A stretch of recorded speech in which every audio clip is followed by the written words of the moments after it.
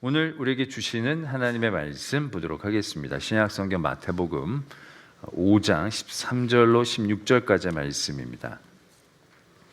제가 가지고 있는 신약성경 5면에 있는 마태복음 5장 13절로부터의 말씀 제가 봉독하겠습니다.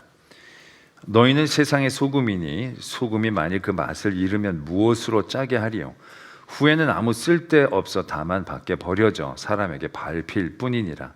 너희는 세상의 빛이라. 산 위에 있는 동네가 숨겨지지 못할 것이요 사람이 등불을 켜서 말 아래에 두지 아니하고 등경 위에 두나니 이러므로 집안 모든 사람에게 빛이 있느니라. 이같이 너희 빛이 사람 앞에 비치게 하여 그들로 너희 착한 행실을 보고 하늘에 계신 너희 아버지께 영광을 돌리게 하라.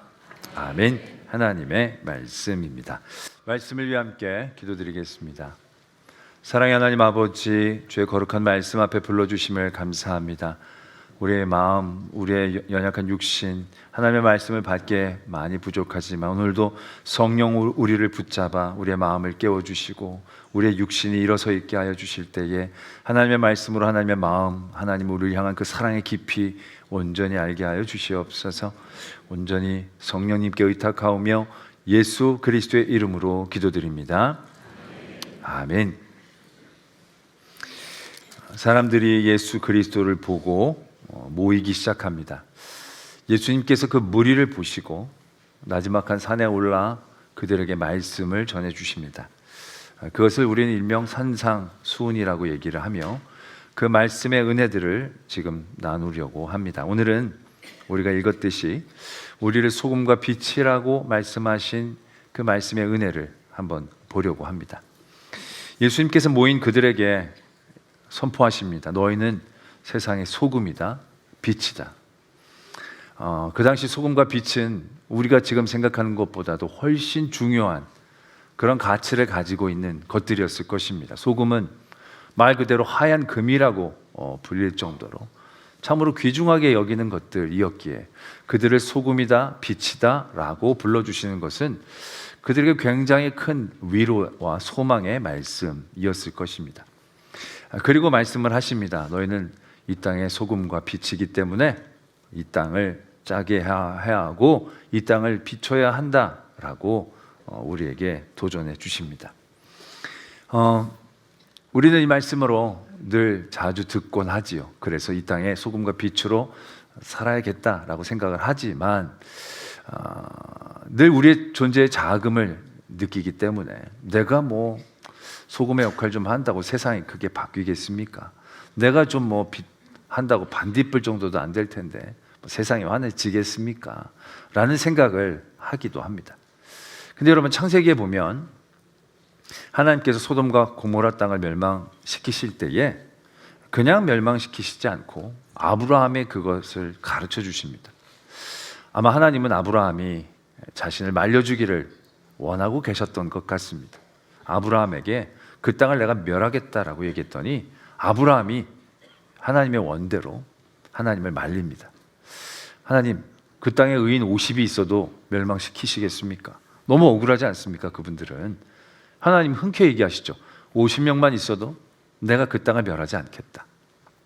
아브라함이 살짝 자신감이 떨어지죠. 5명을 빼고 45명으로 다시 말씀을 드립니다. 하나님은 흔쾌히 오케이를 하십니다. 더 용기가 생긴 아브라함은 40명, 30명, 20명, 10명까지 내려갑니다. 흥정의 귀재가 아닐 수 없습니다.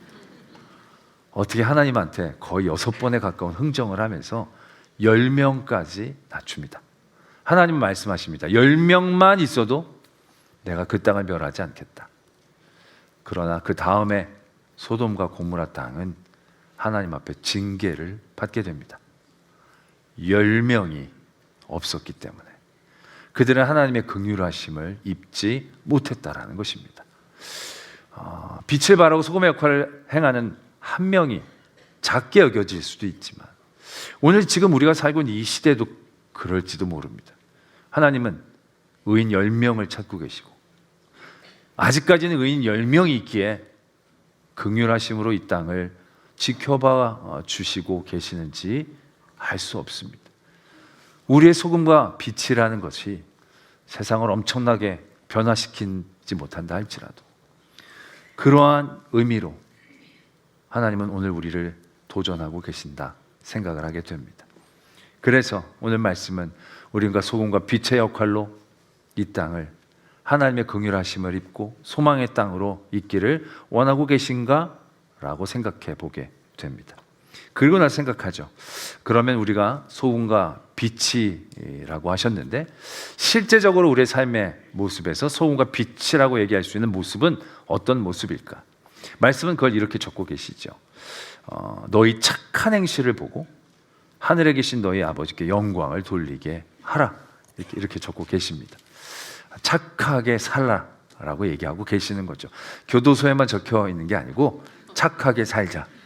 이게 결국 성도들에게 도전되고 있는 오늘 하나님의 부탁이고 또 말씀이다라는 것을 다시 한번 보게 됩니다. 그렇죠. 우리가 지금 믿음의 생활을 하면서 착하지 않는 성도들 때문에 얼마나 많은 분들이 시험에 드는가 어렵지 않게 볼 수 있지 않습니까? 교회를 떠나고 믿음을 저버리는 분들 중에 하나님 때문에, 예수님 때문에 믿음 저버리는 분들 별로 만나본 적이 없습니다. 거의 99% 하나님을 믿는 사람들이 착하지 않기 때문에 그분들이 세상 사람들과 똑같이 이기적이고 자기의 욕심으로 자기의 기분대로 착한 눈 안 뜨고 착한 말 안 하고 착한 행동 안 하니까 거기에 시험 들어서 믿음과 교회를 떠나는 일들을 많이 보기 때문에 우리는 오늘 이 말씀을 전적으로 동의할 수 있다는 것이죠. 여러분 착하게 좀 삽시다. 착한 눈 좀 뜹시다. 누가 옆에서 섭섭하게 했다고 눈 바꾸지 마시고 착한 눈으로 보고, 누가 좀 기분 나쁘게 했다고 나쁜 말 하지 마시고 착한 말 좀 하면서 사는 것이 오늘 하나님이 우리에게 당부하고 계시는 말씀이다라는 것을 분명히 깨닫게 되어진다라는 것입니다. 그래서 오늘 말씀 착하게만 살면 더 이상 할 말은 없습니다. 그러나 착하게 사는 것, 착한 행실도요 굉장히 중요한 목표와 역할과 위치가 있다는 것을 우리는 깨닫고 착한 행실을 해야 이 은혜가 효과적이고 건강하게 누려질 수 있다는 것을 오늘 우리는 다시 한번 바라보게 됩니다. 무슨 말씀이냐? 우리는 착한 행실을 하라고 하니까, 우리가 소금이고 빛이기 때문에 착한 행실을 하라고 하니까 우리의 착한 행실이 소금의 짠맛이고 빛의 반짝거림이라고 생각할 때가 많이 있습니다. 그래서 내가 착하게 하면 내 착함이 짠맛이 되어져서 썩어가는 세상을 썩지 않게 하고 맛을 잃어가는 세상에 맛을 주고, 내가 착한 행실을 하면, 내가 착한 행실을 해서 반짝반짝 거리면 빛이 나서 어두움을 비춰주고 어둠이 물러가고 어둠 가운데 있는 사람들이 부끄러워하면서 다시 빛으로 나오고, 이제 그런 역사들이 일어날 것처럼 기대하면서 우리는 이 말씀의 착한 행실들을 행하게 될 때가 많이 있습니다. 그런데 우리의 착한 행실이 과연 그 짠맛이고 반짝거림일까라는 것이죠. 오늘 말씀에 보면 너희는 세상의 소금이 되라, 너희는 세상의 빛이 되라 라고 말씀하신 게 아니라는 겁니다. 말씀은 이렇게 적혀져 있어요. 예수님은 모인 사람들을 향해 너희는 세상의 소금이다, 빛이다 라고 얘기하신 거예요. 그러면 아까처럼 우리의 착한 행실이 소금의 짠맛이고 반짝거림이라고 한다면 그 자리에 모인 모든 사람들은 착한 사람이어야 된다는 거예요. 하나님께서 착한 사람들만 마음에 감동을 주셔서 골라서 지금 예수님의 말씀을 들으려고 그 자리에 모여 있는 거고, 그 착한 사람들을 보면서 너희는 소금이야, 너희는 빛이야 라고 이제 예수님이 선포하신 것이 된다라는 얘기죠. 근데 과연 그럴까요? 거기 착한 사람들만 앉아 있을까요? 저는 절대로 아니라고 생각합니다. 이 말씀은 그때 모여있는 사람들에게만 하신 말씀이 아니고 지금 주님 앞에 나온 이들에게도 예수님께서 선포하신 말씀입니다. 그래서 오늘 예수님은 여러분들에게 이렇게 얘기하십니다. 너희들은 세상의 소금이다. 아멘 나와야 됩니다. 맞거든요. 아니에요? 여러분들 세상의 빛입니다. 아멘. 여러분 착합니까? 바램을 얘기하지 마시고 현주소를 한번 바라보세요. 오늘도 우리에게 선포하시는데 빛이고 소금이지만 착합니까? 라고 물어봤을 때 솔직히 자신 없는 우리들을 발견할 수밖에 없죠. 그럼 우린 착하지도 않은데 왜 비치고 소금입니까? 짜지도 않고 반짝거리지도 않는데. 또 오늘 말씀에 보면 소금이 그 맛을 잃으면 무엇으로 짜게 하리요? 버려져 밟힐 뿐이라. 이게 짠맛이 착한 행실이라면 우리가 착하게 안 살면 어떻게 됩니까? 버려져서 밟히는 거예요. 근데 여러분, 착하게 살아보신 적이 있는지 모르겠지만 안 착하게 살아보신 적은 분명히 있을 겁니다. 안 착하게 살았더니 버려지고 밟힙니까? 오히려 착하게 살았더니 밟힐 때가 많지 않았습니까? 세상은 착한 사람을 오히려 밟아요. 안 착한 사람은 못 밟아요. 그럼 이게 뭡니까? 이건 최후의 심판에 대한 얘기 아니겠습니까? 그럼 우리가 착하게 살아야 나중에 심판대에서 버림받지 않고 하나님의 나라에 들어갈 수 있는 얘기 아니겠습니까? 그렇게 이해하면 맞을까요? 그러면 착하면 하나님의 나라에 들어가는 겁니까? 착하게 살면 하나님의 나라에 분명히 들어가게 되는 것을 의미하는 것입니까? 유명한 복음성가 이런 가사가 있지 않습니까? 마음 착해도 못 가요 하나님 나라. 하나님 나라는 착해서 들어가는 나라 아닙니다. 못돼도 못 들어가지만 착하다고 무조건 들어가는 건 아니에요. 믿음으로 가는 나라가 하나님의 나라죠. 그러니까 못되게 굴면 버림받고 밟히는 그게 최후의 심판에 대한 얘기도 아니라는 얘기예요. 때문에 오늘 소금이 그 맛을 잃으면 무엇으로 짜게 하리요 할 때 그 짠맛은, 소금의 짠맛의 핵심은 나의 착한 행실이 아니다라는 얘기예요. 우리의 착한 행실이 썩어져가는 세상을 멈출 수 있을까요? 우리의 착한 행실이 세상을 깨끗게 할 수 있을까요? 우리의 착한 행실이 살맛이 없는 이 세상을 살아가게 다른 사람들에게 그 맛을 제공해 줄 만큼 힘있고 영향력이 과연 있을까요? 아멘. 그러길 바랍니다만 애석하게도 우리의 착한 행실로는 이 악하고 극심하게 마른 이 세상을 멈추기는 부족하다는 얘기죠.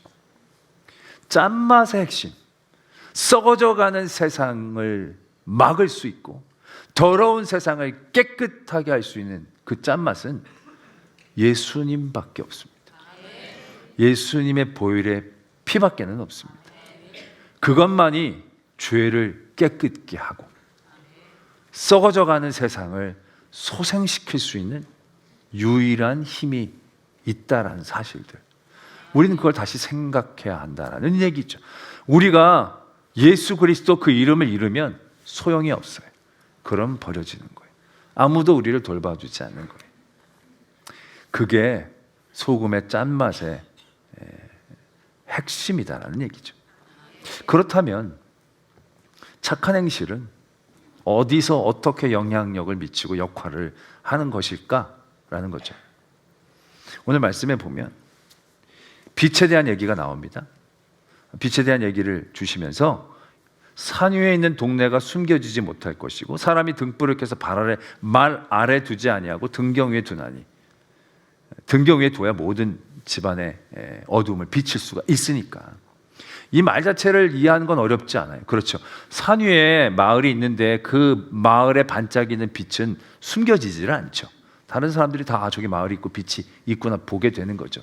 그럼 빛이 말 아래 두면 무슨 소용이 있어요? 감춰지면. 그게 등경에 높이 들려야 효과가 있죠. 효과가. 자, 이렇게 말씀이 적혀져 있습니다. 근데 이게 아까 소금에 대한 말씀으로 따지자면 이 말씀이 이렇게 되기보다는 너희는 세상의 빛이다. 그 빛을 잃으면 무슨 소용이 있겠느냐. 너희가 더 밝히 비춰 어둠을 물리쳐라.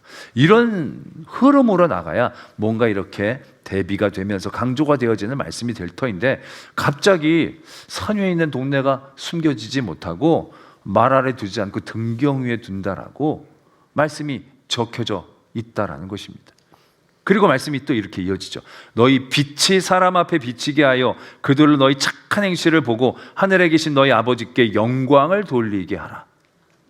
이것도 어떻게 보면 이해가 어렵지 않아요. 우리가 늘 이렇게 이 말씀은 이해하죠. 우리가 길을 가다가 어떤 어르신이 막 힘겹게 이제 리어커, 요즘은 그거 리어커를 밀고 계시면 이제 막 하죠. 막 밀어주면 도와드립니다. 착한 행실을 하죠. 지나가는 사람이 그 착한 행실을 보고 어떻게 저렇게 착한 행실을 하지? 그리고 묻습니다. 어떻게 이렇게 착할 수가 있습니까? 예수님 때문에 착할 수 있습니다. 그럼 와우, 예수님, 그래요. 나도 그 예수님을 믿어야겠네요. 그러면서 예수님을 믿고 교회로 나오면 영광을 돌리게 된다. 이런 그림으로 생각한다라는 얘기예요. 이거 동화예요, 동화. 왜냐? 세상 사람들은요, 착한 것에 관심이 없어요. 세상 사람들은 그거 어디서 샀냐, 어디서 벌었냐, 어디 가면 있냐, 자신의 유익과 편의 아니가 관심이 있지 착한 것 관심 없어요. 어떤 사람이 막 무겁게 리어카를 밀고 가시는 어르신들을 도왔다, 봤다, 와 착하다, 끝이에요. 어떻게 이렇게 착하는지 안 물어봐요. 안 궁금해하니까. 그런데 어떻게 거기에서 다시 저 사람이 예수님 잘 믿어서, 하나님 잘 믿어서 그래서 영광을 돌리고 나도 그래서 예수님 믿어야겠다, 여기까지 나가는 데는 너무나 많은 단계들이 필요한 거예요. 우리 착한 행실이 반짝여서 그 사람의 마음을 확 감동시켜가지고 하나님 앞에 영광을 팍 돌리는 그런 구도로 가기에는 세상은 너무 악하다라는 얘기예요. 그렇다면 이 말씀은 어떻게 이해를 하는 게 맞는가라는 얘기죠. 오늘 보면요, 빛은 결국 내가 아니에요. 빛은 하나님이에요. 예수 그리스도가 반짝이시는 거예요. 이 땅의 어둠을 내 착한 행실이 물리칠 수 있나요? 내가 착한 행실을 해서 내가 좀 반짝여서 이 땅의 어두운 사람들을 비추면 그 어둠이 떠나가고 물러가고 그 사람들이 빛으로 나옵니까? 잘 안 그래요. 그 어둠을 물리치실 수 있는 빛은 오직 예수 그리스도예요. 그 빛을 위치적으로 옮기는 행위가 있다면 그게 착한 행실이 된다는 얘기죠.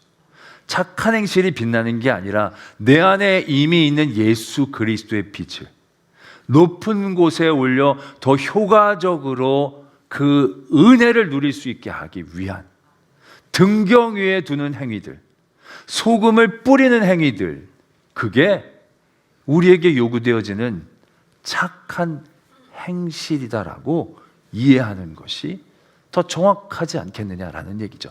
우리는 우리의 착한 행실이 뭔가 빛을 내고 짜게 하는 것으로 생각하고 그 일들을 행했을 때 어떤 일들을 만나게 되어지느냐 하면 우리의 착한 행실이 그래서 내가 녹아지고 나를 태워서 뭔가 빛을 내고 뭔가 짠맛을 흘러내 가지만 여전히 변화하지 않는 세상, 여전히 계속 썩어져가는 세상, 어두움에 잠잠하게 숨고 있는 세상을 바라보게 될 때 우리는 낙심하고 절망할 수밖에 없다라는 얘기예요. 내가 비춰도 소용이 없네. 내가 아무리 희생해봐야 사람들이 달라지지를 않네. 그러면서 우리가 절망하고 낭망하며 포기할 때가 적지 않게 생긴다는 거예요. 내가 집에 소금이 되어야겠다. 이 믿지 않는 가정에 소금이 되어야겠다. 그래가지고 내가 막 잘해주고 막 간쓸게 다 내놓고 막 잘해주고 막 다 받아주고 그러면서 막 교회 가게 막 하지만 갈듯 하다가 주일 아침에 금방 필요해서 툭 떨어져서 안 간다고. 그리고 맨날 그것이 공격이 돼서 나 이러면 교회 안 가. 무슨 약점 잡힌 사람처럼 그런 삶을 살다 보면 내가 이걸 왜 이렇게, 이걸 언제까지, 내 착한 행실이 이게 효과가 없다라고 생각할 때 우리가 그 일들을 얼마나 행해 나갈 수가 있겠냐는 거예요. 그렇게 착한 행실을 우리는 오래 끌어나가지를 못한다는 거예요. 오늘 요구되어진 착한 행실은 그래서 그 착한 행실이 직접적으로 빛을 내고 짜게 하는데 사용되어지는 게 아니에요. 일을 이루시고 행하시고 이루시는 분은 아까도 눈의 말씀을 드리지만 예수 그리스도예요. 그분의 사랑이고 그분의 보혈의 능력이 세상을 짜게 하고 세상의 빛을 비추는 것이에요. 그 가치와 은혜가 이미 내게 임한 거예요.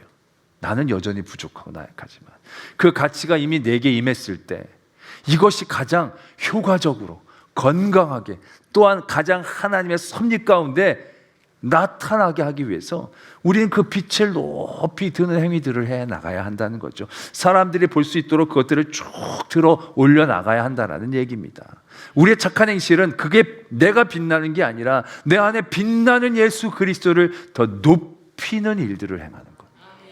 내 빛나는 예수 그리스도의 은혜를 사람들에게 뿌리는 일들의 그 자리에 우리의 착한 행실의 역할이 있고 위치가 있다는 것을 우리가 깨달아야 한다는 얘기죠. 말씀을 준비하면서 아주 재미있는 간증 하나를 발견을 했습니다. 어떤 믿음이 좋은 자매가 결혼을 했는데 남편은 착하고 참 유하고 좋은데 이 시댁이 참으로 만만치 않은 그런 아주 가부장적이고 유교적인 그런 집안에 시집을 간 거예요. 어느 정도였느냐면 식사할 때 이 며느리가 몰래 이렇게 식사 기도를 하다가 시아버지가 그걸 봤어요. 그래가지고 밥상을 던졌는데 밥풀이 천장에 붙어 있었다는 거예요. 그러니까 이렇게 발로 찬 게 아니고요, 완전히 들어서 위까지 던질 정도로 노발대발했다는 얘기죠. 이 한 가지 사건만으로 어떠한 삶이었는지 어렵지 않게 예상할 수 있었을 것입니다. 그리고 이 시아버지가 자신이 갖고 있는 분명한 꿈이 있었는데 손주의 이름을 다 이미 지어놨습니다. 결혼도 하기 전에. 뭐냐면 자기는 대한민국으로 이름을 짓겠다 그래서 기자 돌림으로 첫째는 대기, 라면, 둘째는 한기, 셋째는 민기, 넷째는 국기. 적어도 4명은 무조건 나와야 된다고. 그렇게 얘기를 했다는 겁니다. 근데 하나님이 은혜를 주셔서 연년생으로 아들 셋을 쫙 낳았다는 겁니다. 그래서 대기, 한기, 민기까지 난 거예요. 그리고 나서 넷째를 베게 됐다는 겁니다. 시아버지가 너무 좋아하시면서 이제 이름을 완성할 수 있겠구나. 아니, 여자가 나면 어떡하냐? 상관없어. 국자나 국순이로 하면 된다고 말합니다. 얘기를 듣고 너무 캄캄한 거예요. 그래서 이분이 그때부터 간절히 기도했다는 겁니다. 그리고 남편에게 임신 초기부터 아주 가스라이팅을 하기 시작했다는 거예요. 우리가 하나님의 은혜로 이렇게 아이를 다 주셨는데 마지막은 믿음의 이름을 짓자. 그렇게 돌리지 말고 믿음의 이름을 꼭 짓자. 그 남편이 차고 선하니까 그렇게 하자고 다 이제 받아줬다고 합니다. 그래서 넷째를 딱 낳았더니 아들이 난 거예요. 낳자마자 이분이 남편에게 여보 빨리 면사무소에 가서 출생 등록하라고. 딴 것보다도 이게 아니라 빨리 가서 아버지보다 면사무소 달려가서 출생 등록을 먼저 하라고. 그래서 남편이 바로 가서 이름을 등록을 다 출생 신고를 했답니다. 이름이 빛과 소금, 광염으로 이름을 줬다는 겁니다. 등록하고 왔어요. 네, 했어. 출생 신고했어. 너무너무 기뻐했다는 거죠. 그런데 너무 믿음의 이름을 짓는 데 집중한 나머지 남편의 성을 고려하지를 못했다는 거예요. 광염인데 아빠의 성이 뭐겠습니까? 방씨였다는 거예요. 방씨. 방, 광, 염씨가 되어진 겁니다. 그때 처음으로 남편을 원망했다고 얘기를 합니다. 그리고 나서 그 아이가 어떻게 자랐겠습니까? 자랄 때 학교에서, 동네에서 맨날 방광염 하면서 놀림을 당하고 애가 너무 힘들었다는 거죠. 그런데 그 엄마는 한 번도 이 아이를 풀네임으로 부르지 않았답니다. 원래 아들 넷 키우면 좋게 부르기가 쉽지 않을 때가 있지 않습니까? 그래서 좋지 않게 부를 때는 어떻게 부릅니까? 풀네임으로 늘 부릅니다. 좋을 때는 필사나 부르지만 기분 나쁠 땐 이필산 이렇게 부르지 않습니까? 다들. 그러니까 아내가 남편을 풀네임으로 부르면 굉장히 다들 긴장하지 않습니까? 그런데 방대기, 방한기, 방민기 다 성 붙여도 막내를 부를 때는 광염아 늘 불렀다는 거예요. 엄마는 절대로 성을 부르지 않고 그 이름을 귀하게 여겼다는 거죠. 결국 그 아이가 그 진심을 이해를 하게 되면서 자라갔다라는 겁니다. 그런데 나중에 이제 취직을 했는데 영업 파트에 배정이 됐는데 이게 놀라운 효과를 낸다는 겁니다. 거래처가 다 이 사람만 찾는다는 거예요. 방광염씨 한 번 들으면 절대 잊지 않으니까 다 방광염신만 찾아가지고 아주 인정받고 잘 살았다라는 그런 간증이 있더라고요. 이 엄마 믿음으로 이름을 지었습니다. 그러나 이름을 지은 것만으로 이루어진 건 없어요. 그 이름 줬다고 시아버지가 변화된 건 아닐 겁니다. 그냥 이름을 지은 것뿐입니다. 지을 때 목숨 걸고 지었죠. 그 행실을 할 때 굉장히 각오하고 행실을 했지만 그렇게 각오한 만큼의 큰 효과는 일어나지 않았을 것입니다. 그러나 그럼에도 불구하고 그 이름을 소중히 여기며 하나님 앞에 굳건히 서려고 했을 때 결국 하나님이 그 이름을 빛나게 하시는 겁니다. 이름이 빛난 게 아니고 하나님이 그 이름을 빛나게 한 것이고, 그 이름은 빛나려고 지은 이름이 아니라 하나님을 높이게 하려고 지은 이름이기에 그 이름을 통하여 하나님은 역사하실 수 있었다라는 것이죠. 오늘 예수님은 자신을 찾아 나온 무리들에게 놀라운 복을 선언하시는 거예요. 그 사람들이 세상에서 무슨 가치가 있었겠습니까? 다 인정받지 못하고 서럽고 슬픈 사람들이 그 자리에 태반이 나왔을 것입니다. 근데 그들에게 말씀하시는 거예요. 당신들은 소중한 사람들입니다. 당신들은 소금이고요. 당신들은 빛입니다. 그 사람들은 그 말씀을 잘 이해하지 못했을 거예요. 내 삶의 모양이 이런데 어떻게 그렇게 소중한 일들을 할 수 있을까요? 나는 앞으로 그 능력이 거기까지는 가지 못할 겁니다. 다 생각했을 거예요. 그러나 그들에겐 이미 그 힘과 능력이 있어요. 왜? 하나님이란 이름을 알기에, 예수 그리스도를 바라보며 나왔기에 그들은 이미 소금이고 빛이 된 거예요. 왜? 이미 그 안에 계신 하나님이 일하시고 예수님이 일하시니까. 그 하나님의 영광을 나타내기 위해 우리가 우리의 삶을 들어 올리는 거예요. 착한 행실을 하는 거예요.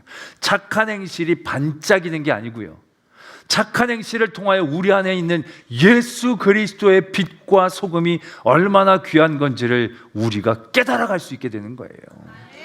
내가 세상을 변화시키는 게 아니라 내 안에 계신 예수 그리스도를 내가 드러낼 때 예수님이 그 일을 하시고 그 일을 하시는 예수님의 편에 선 내가 얼마나 기쁘고 감사한 존재인지를 깨닫게 되는 거예요.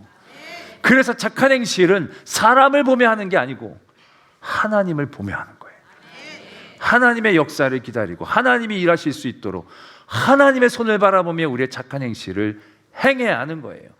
그럴 때 내 안에 하나님이 역사하시고 그 일들을 우리가 볼 때 나를 알게 되어지는 것이에요. 우리가 하나님의 이 아름다운 복음과 믿음의 은혜를 누렸습니다. 이게 얼마나 귀하고 아름다운지 나만 갖고 있으면 잘 몰라요. 이게 얼마나 귀하고 놀라운 건지 나만 알고 있으면 잘 모를 때가 많아요. 그런데 전도를 한다? 그들에게 복음을 전하고 예수 그리스도를 믿게 한다? 아무리 전해도 잘 안 될 수 있어요. 그러나 그런 일들을 할 때 어느 순간인가 내가 전도한 게 아니고요, 하나님이 나를 통해서 역사하시고 그 사람을 바꾸시고 그 사람을 불러오는 것을 보게 되면 그게 얼마나 귀하고 기쁜 일인지, 내가 누린 이 은혜가 얼마나 귀하고 대단한 것인지를 오히려 깨달아 알게 되어진다는 얘기죠. 그러한 착한 행실이 나를 빛나게 하는 것이 아니라 내 안에 예수 그리스도를 내가 스스로 깨닫게 해주시는 놀라운 지혜의 길이다라는 것을 우리는 다시 한번 깨달을 수 있어야 한다는 것입니다. 그래서 성도는 착하게 살아야 됩니다. 착하게 사는 삶의 자리에서 내 안에 계신 예수 그리스도가 역사하시는 거고요, 그 그리스도의 역사를 바라보게 될 때 나의 진정한 가치, 복, 은혜를 온전히 누릴 수 있게 되어진다는 얘기입니다. 오늘 예수님은 그 거룩하고 아름다운 도전을 우리에게 가르쳐 주신 것입니다. 할렐루야.